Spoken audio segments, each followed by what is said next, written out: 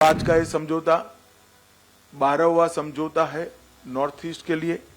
और त्रिपुरा से जुड़ा हुआ एक तीसरा समझौता है। अभी तक लगभग 10,000 उग्रवादियों ने सरेंडर किया है, हथियार छोड़ा है और मेन स्ट्रीम में आए हैं। आज एनएलएफटी और ऑल त्रिपुरा टाइगर फोर्स इससे सरेंडर होने से, ये समझौता होने से लगभग 328 से ज्यादा सशस्त्र कैडर आज मेन स्ट्रीम में आएंगे। आज हम सब के लिए बहुत आनंद का विषय है कि 35 साल से जो द्वंद्व चल रहा था, जो संघर्ष चल रहा था, विकास का एक संकल्प जो भारत सरकार ने लिया है, उसमें आज एक बहुत बड़े माइलस्टोन को पार करने में हम आज सफल हुए हैं। भारत सरकार, त्रिपुरा सरकार और national liberation of Tripura NLFT तथा all Tripura tiger force ATTF के प्रतिनिधियों के बीच एक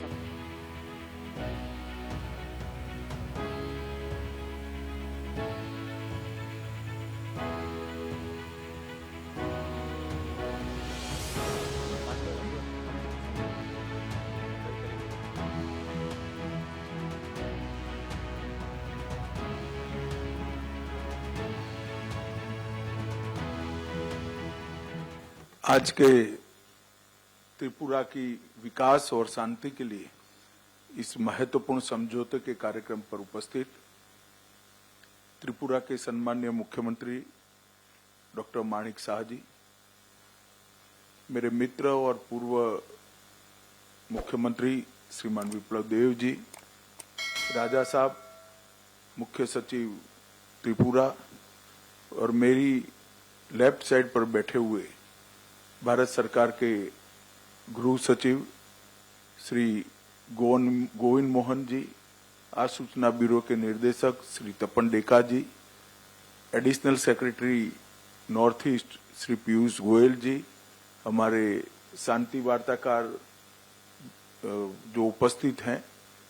और एनएलएफटी और एटीटीएफ के सभी सम्मानीय पदाधिकारीगण, आज हम सब के लिए बहुत आनंद का विषय है कि 35 साल से जो द्वंद्व चल रहा था, जो संघर्ष चल रहा था, वो आज आप सभी ने शस्त्र छोड़कर मुख्य धारा में वापिस आना और समग्र त्रिपुरा के विकास के लिए आपकी प्रतिबद्धता व्यक्त की है।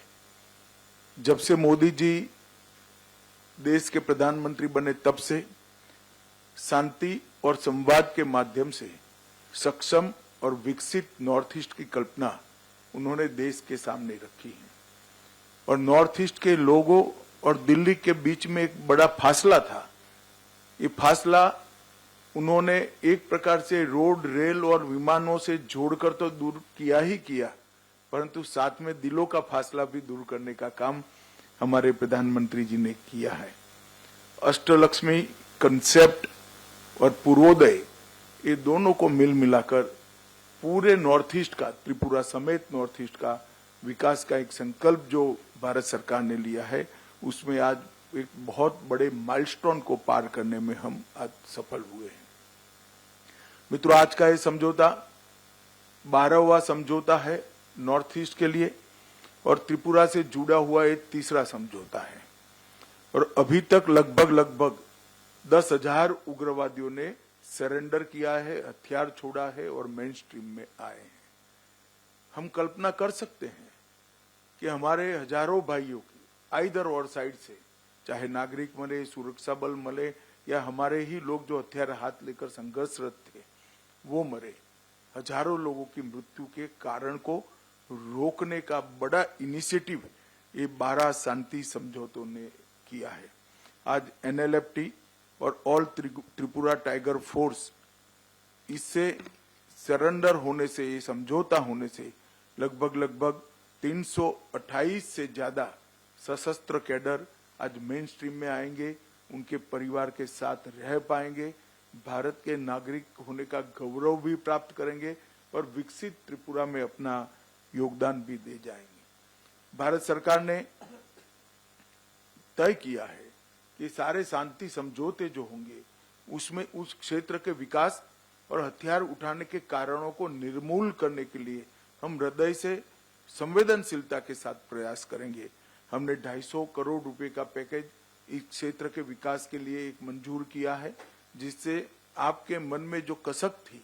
कि एक क्षेत्र का, विशेषकर आदिवासी क्षेत्र के विकास के लिए कुछ हो नहीं रहा था, वो कसक को हम समाप्त कर पाएंगे। चाहे बोडो समझौता हो, चाहे बाकी सारे समझौता हो, चाहे ब्रू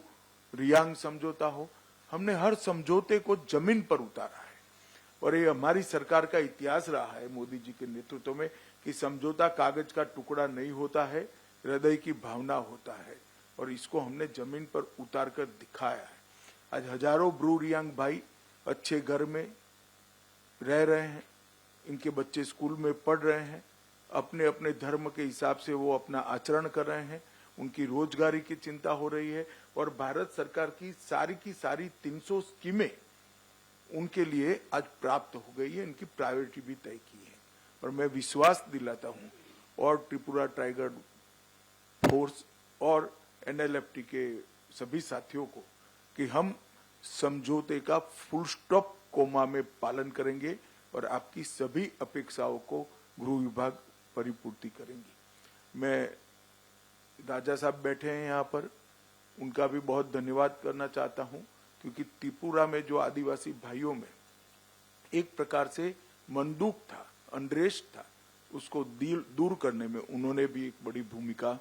निभाई है। अब हम सब आगे निकलकर सशक्त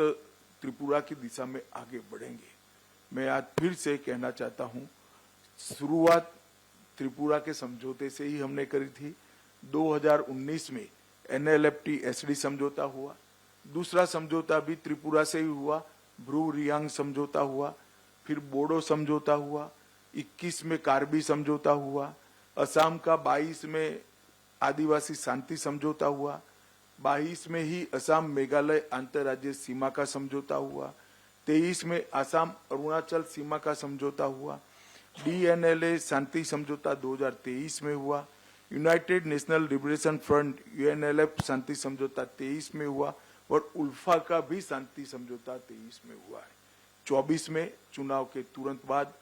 आज ये समझौता हो रहा है, इसका मुझे बहुत बड़ा आनंद है। बीच में भी त्रिपुरा का समझौता एक हमने किया था। अब सफा भी पूरे त्रिपुरा से हमने उठा लिया है, और पूरे नॉर्थ ईस्ट क्षेत्र से भी अब सफा का एरिया हमने कम कर सशस्त्र बलों की जगह विकास के माध्यम से नॉर्थ ईस्ट की जनता और विशेषकर आदिवासी समूहों के लिए मन के दरवाजे खोलकर संस्कृति, भाषा, पहचान, ये सारे मुद्दों को समाहित करते हुए, इसको सुरक्षित करते हुए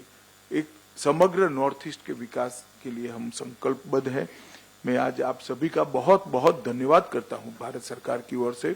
कि आपने इतना पुराना 35 साल पुराना संघर्ष छोड़कर मोदी जी की सरकार पर विश्वास रखकर, भारत के गृह मंत्रालय पर विश्वास रखकर इस समझौते में हस्ताक्षर किए हैं। हम सब यहाँ जो बैठे हैं,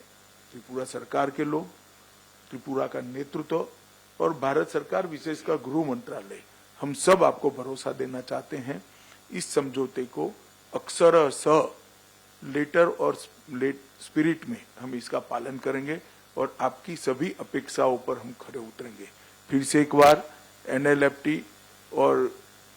त्रिपुरा टाइगर फोर्स के सभी पदाधिकारियों का और आपके सभी कैडर्स को मैं बहुत बहुत बधाई देना चाहता हूं और अभिनंदन भी करना चाहता हूं। आपका स्वागत है भारत की मेन स्ट्रीम में, आपका स्वागत है त्रिपुरा के विकास के अभियान में जुड़ने के लिए। आपका बहुत बहुत धन्यवाद।